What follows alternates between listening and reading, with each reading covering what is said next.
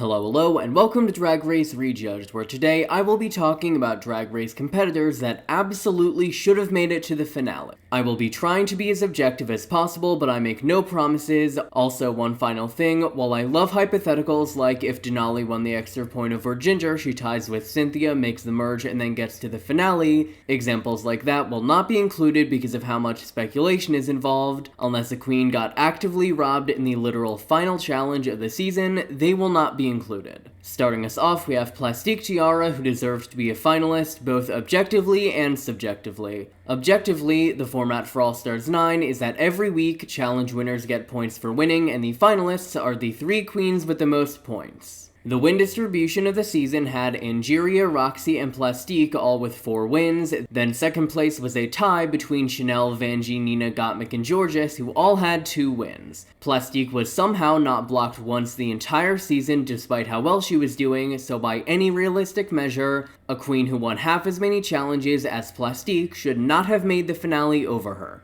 I completely understand production wanting to add in bonus stars, but even accounting for those, as we saw in All-Star 7, this format works perfectly with a top 4 finale, which would allow for Angeria, Roxy, and Plastique to all make it to the end, and then one queen to make it off bonus stars. In my mind, there is no logical reason that in a season where the final results are based largely on track records, a queen who broke the record for the highest dusted or busted score ever should not make it to the finale over someone who barely won 2 challenges somewhat questionably. If that's not a strong enough argument, looking subjectively, Plastique was robbed throughout the season and should have made it to the end even if we're including all the bonus stars. In the Rumix, 57% of viewers, myself included, felt she should have been in the top 2. Getting that extra star would get her to the finale, but I would also say that only 57% of people voting her into the top does give room for reasonable doubt. That leads us into the makeover, where 81% of viewers said she should have been in the top 2, along with Georges, with only 9% of people saying that Vanjie should have been in the top. That swap alone takes Plastique from 4 to 5, and then Vanjie from 5 to 4, making Plastique a finalist. Then finally in the talent show, 50.2% of viewers said she should have been in the top 2, which would have put her at 7 stars total. While that percentage does still leave room for reasonable doubt, it does paint a pretty clear picture that fans believed Plastique deserved 6 wins of a possible 11.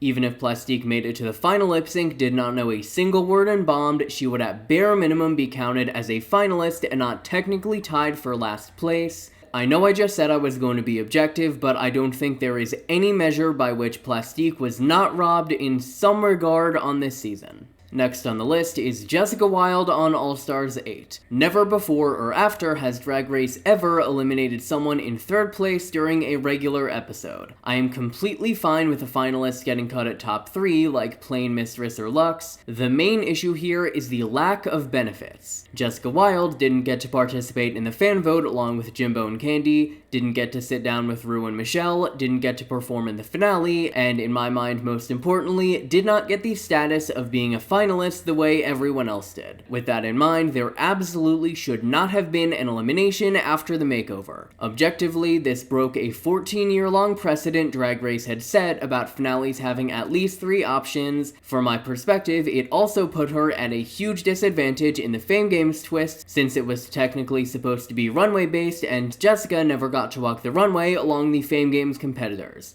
And yes, being judged in a different context than your competitors and actually getting critiqued for your outfits is a disadvantage. What production could have done to avoid breaking that precedent would be to throw in an extra non-elimination episode, maybe after the Rusical or Roast, have a non-elimination top 2 in the makeover for positive vibes, or like earlier in the season, just announce that after Candy lost the lip sync, nobody was going home. Then in the more subjective sense, Jessica was mistreated throughout the season. While it was absolutely justified, hiding in closet quitting due to production riggery moved her from low to bottom 2 in the Snatch game. In addition to that, she also lost out on 3 out of 10 possible wins because production changed the All-Stars format to protect frontrunners after All-Stars 4. In summary, Jessica Wilde deserved better all season long, and production's bad choices repeatedly put her in worse positions and placements than she deserved. Next up, we have the Vivienne on All-Star 7, who hits a lot of the same beats as Plastique. Objectively, All-Star 7 and All-Stars 9 have the exact same format of challenge winners getting points and then queens with the most points making it it to the finale. The win distribution put Jinx at 5, Trinity at 4, Monet and the Vivienne at 3,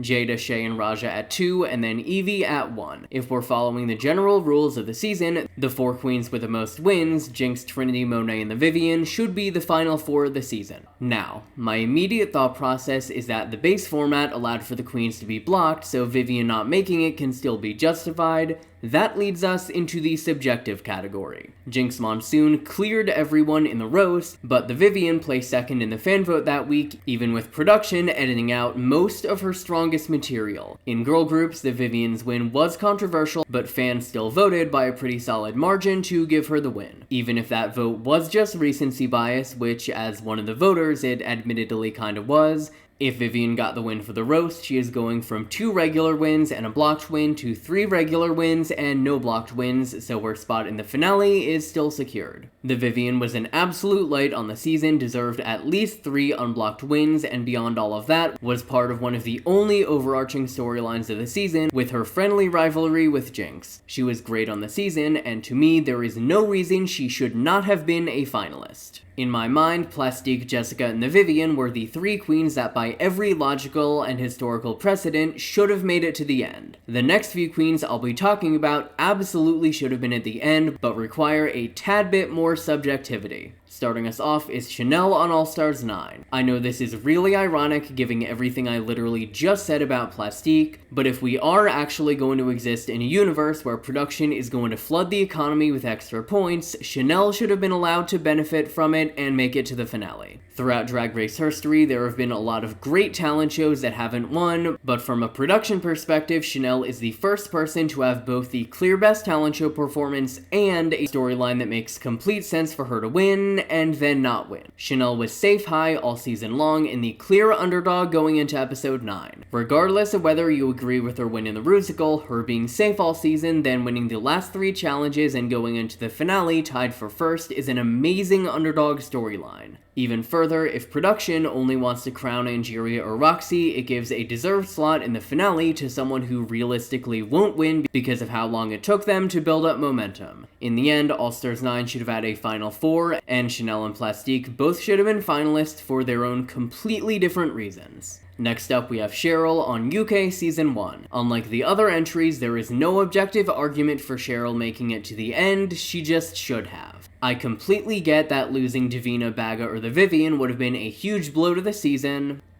Losing Davina or the Vivienne would have been a huge blow to the season, but Cheryl was the clear strongest in the makeover and should have won. Most questionable challenge wins have at least some justification, but in 5 years of watching the show, I have yet to see a convincing argument against Cheryl winning. At the end of the day, I know that Drag Race is a reality show, but it's also a reality competition show. Even if the reality show aspect did Cheryl in at the end of the day, it is still a competition, and from a fairness perspective, Cheryl deserved to make the finale, then get eliminated in 3rd place. I was 50-50 on whether to include this one, but I believe Alyssa Edwards on All Stars 2 also arguably falls into this category. The All Stars 2 makeover had a clear top 2 of Katya and Detox, but the 3rd slot is a coin flip between Roxy and Alyssa based on what you value in a makeover. If you were in the Alyssa camp that I am, she should have been a finalist. If you're not in the top, you're in the bottom is an absolutely insane rule. It has kind of been normalized over the last 9 years, but it is conceptually crazy and production did not need to do it. Depending on who you prefer, Alyssa/Roxy should have been high safe in this challenge, and if you're team Alyssa here, then in a technical sense, she does count as someone who should have been a finalist and was not. That said, huge grain of salt on this one. Intentionally finishing off on a really controversial pick, we have Q on season 16. I will make it clear that I don't think Q deserved to be a finalist, and I think the finale would actively have been worse with her as the clear weakest 4th place. With that said, season 16 is the only regular season of Drag Race with a selected top 3 in the last decade. Q is literally the only person to make top 4 and not be a finalist since season 8. This is absolutely down to personal opinion, but if we are going based off the precedent Drag Race has set over the last 10 seasons, I think Q probably should have been a finalist, but personally, I do think it made for better and fairer TV that she was not. Also, for anyone still here, I finally got around to updating my outro, so let me know what you think in the comments. I'm not locked in on this one yet. Do you want gay that's somehow even more non-Emmy nominated than before, then you should check out the RuPaul's Drag Race Rejudged YouTube channel and hit subscribe.